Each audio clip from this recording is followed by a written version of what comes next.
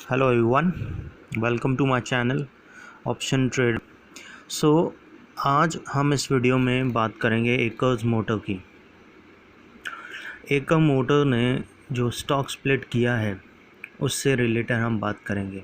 आप जानते हैं कि royal stock and acre motor ने टाइप किया है और एकर मोटर जो था उसका डिफरेंट सेगमेंट में, जैसे shoes making, retail, tractor, automobile में काम करता था।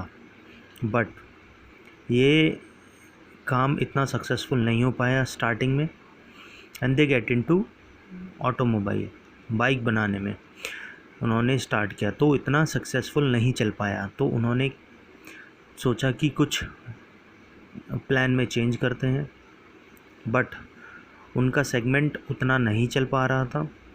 तो इस वजह से उन्होंने मैनेजमेंट में थोड़ा चेंजेस लाए। उन्होंने स्ट्रेटजीज़ बनाई कि क्या करना चाहिए जिससे कि प्रॉफिट बढ़ाया जा सके, सेल्स बढ़ाई जा सके। तो उन्होंने क्या किया, एक ऑर्गेनाइज वे में रॉयल एनफील्ड की बहुत सारी रेसेस करवाई या इवेंट्स करवाए, जिससे कि और लोगों से फीडबैक लिया एंड फिर उस फीडबैक से रॉयल एनफील्ड में चेंजेस करवाए गए। उस चेंजेस करवाने की वजह से उनकी सेल्स बढ़ गई, क्योंकि उनके पास पहले बहुत मींस ज़्यादा डिमांड नहीं थी बट प्रोडक्शन ज़्यादा हो सकती थी। बट उन्होंने वो चीज़ की, चेंज किया और उनकी डिमांड बढ़ी। इससे उन्होंने आगे बढ़ने का इस फील्ड में सोचा। तो उनके जो अलग अलग बिज़नेस थे, डिफरेंट बिज़नेस थे other than tractors and royal Enfield, वो सब बेचना चाहिए और उनका फोकस सिर्फ दो में रह गया। तो रॉयल एनफील्ड 10 से 15 साल में बहुत ग्रो कर गई। मतलब स्टार्टिंग में बहुत उन्होंने ग्रो किया। अभी वो बहुत, बस ये स्टार्टिंग का 10-15 साल है जिन्होंने ज़्यादा ग्रोथ नहीं हुआ, बट उनका बहुत पहले बहुत ज़्यादा ग्रोथ हुआ है। बट तो आइकर मोटर, जो मोटर रॉयल एनफील्ड है, वो 90% शेयर करता है और इनकी जो बाइक रेंज होती है वो 250 to 750 सीसी होती है और जो कि 90% सेल होती है, 6% सेल होती है। तो जबकि इनके सामने कॉम्पिटिटर्स बहुत कम थे पहले रॉयल एनफील्ड के मुकाबले। तो आप जानते हैं कि 2003 में ये शेयर की वैल्यू 90 रुपीज़ थी, बट आज उस शेयर की वैल्यू हो गई है 22,000 रुपये। इसका मतलब जो शेयर होल्डर हैं उनका प्रॉफिट 2400 ज़्यादा हो गया है। इतना 2400% ज़्यादा हो गया है। ये इनकी मैनेजमेंट की चेंजेस में प्लस इनका जो फोकस गवर्नेंस है उससे हुआ एंड उनकी शेयर प्राइस बढ़ती गई। बस 2017 से एक थोड़ा रॉयल एनफील्ड के क्या बोलते हैं सेल्स में थोड़ा सा कमी आई है, बल्कि ऐसा नहीं है। पहले ये 2020 में देखिए 60,000 बाइक मंथली बेचते थे, ठीक है।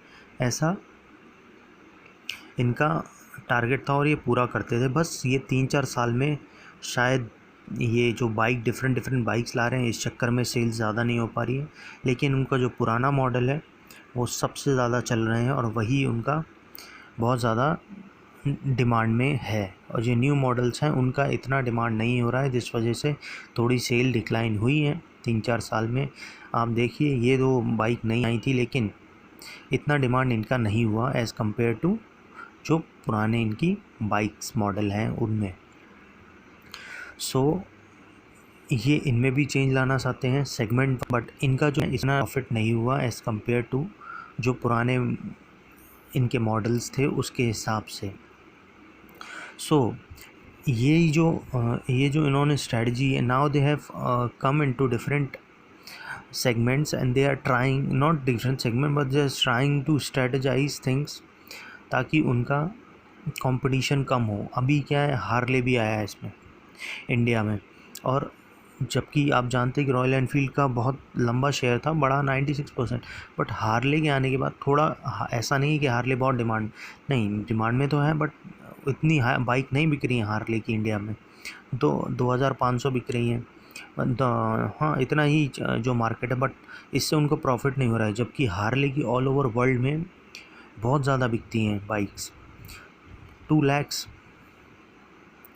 पर मंथ बिकती हैं बाइक, ये सीन है। अब समझिए इस लेवल पे, बट अगर वो यही इसलिए अपना मार्केट ख़त्म करके दूसरे में कंट्रीज़ में फोकस करे ताकि वो आगे हो। ऐसे ही जावा है, जावा भी सितंबर 2009 में अपनी उन्होंने अच्छी बाइक्स बेची, बट उस लेवल पे नहीं बेच पाई जिस लेवल पे रॉयल एनफील्ड है। तो रॉयल एनफील्ड ने अपना रूट जमाया हुआ है, इस वजह से वो कंपटीशन को बीट कर देती है मोस्टली। देखिए इसकी जुलाई 2020 में 569 बाइक्स बिकी हैं, तो वो इतना अच्छा ग्रो नहीं कर पा रहे हैं जावा भी। बट येस, रॉयल एनफील्ड एक motor is doing a best work. Just उनको और ग्रो करना है, उनका मार्केट शेयर और बढ़ाना है रॉयल एनफील्ड को। इस वजह से they are trying their to strategize things and make a change in the Enfield, so that आप जानते हैं कि रॉयल एनफील्ड का एक्सपोर्ट इतना नहीं है, डिक्लाइन हुआ है थोड़ा, बट एक्सपोर्ट होता है, पर उस लेवल पे नहीं है जिसका जैसा यामा का है। तो इनका जस्ट 20% है, कुछ ज़्यादा इतना नहीं है, बट जो यामा बहुत अच्छे से एक्सपोर्ट होता है as compare to Royal Enfield. 2002 में 4500 थी, बट इंक्रीज़ हुआ ऐसा नहीं है। 2015 में 1500 थी एंड 2020 में 4500 एक्सपोर्ट हुए। सो वो और थोड़ा एक्सपोर्ट में ध्यान देना चाहते हैं अपना।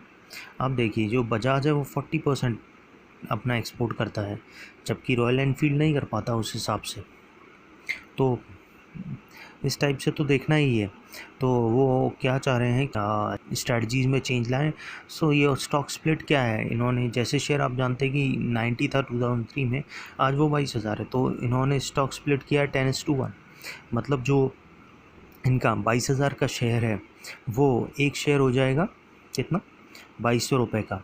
इससे होगा जो स्मॉल इन्वेस्टर हैं वो भी इनका शेयर ख़रीद पाएंगे, और इससे तो लिक्विडिटी बढ़ेगी और इनका शेयर ज़्यादा रिटेलरों के पास जाएगा। This is the thing. जो जैसे ये खबर भी आई थी स्टॉक स्प्लिट की, तो उनका शेयर वैसे भी 10% ऊपर चले गया था। ये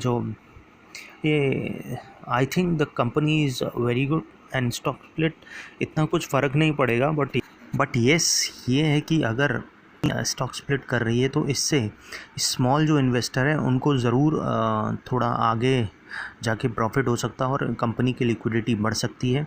और yes, it is a positive move. अगर आपको मेरा वीडियो अच्छा लगा हो तो प्लीज़ लाइक कीजिए, अगर आप नए हैं तो प्लीज़ सब्सक्राइब और press the bell icon so that आपको मेरे न्यू वीडियोज़ की नोटिफिकेशन आती रहे। Thank you.